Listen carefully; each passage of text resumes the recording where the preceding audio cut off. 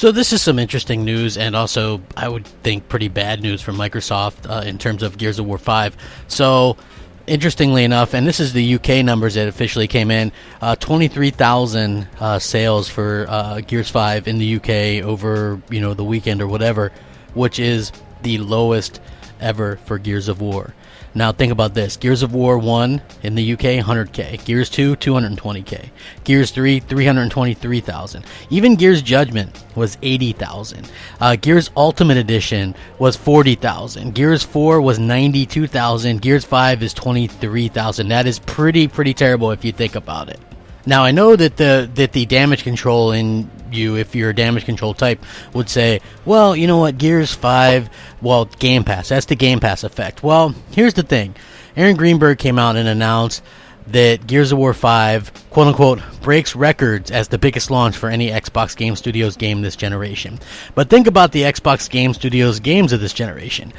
State of Decay 2, Crackdown, some racing games, Halo in 2014, so 5 years ago.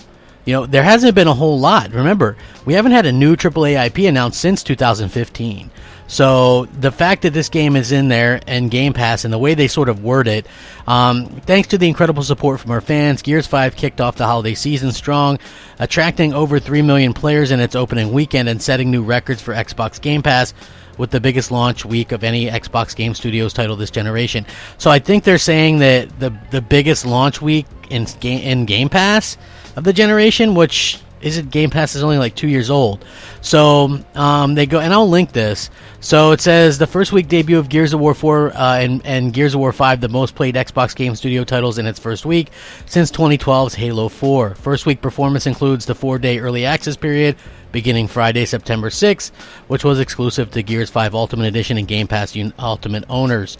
On the PC, Gears 5 has nearly tripled the performance of its predecessor, becoming the biggest ever launch for Xbox Game Pass for PC, which it just started.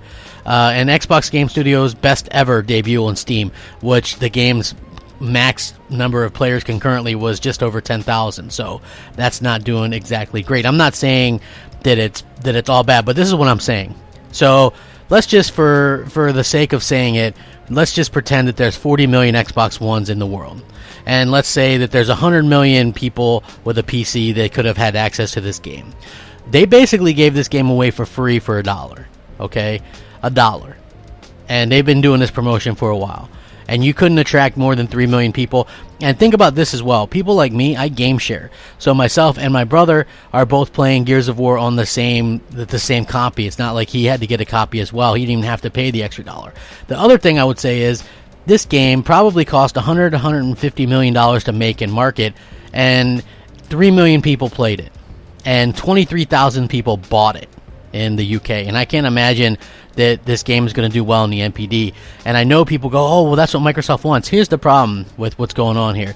This is one of their big tent poles, and nobody's bothering to buy it. Okay, eventually that catches up to you.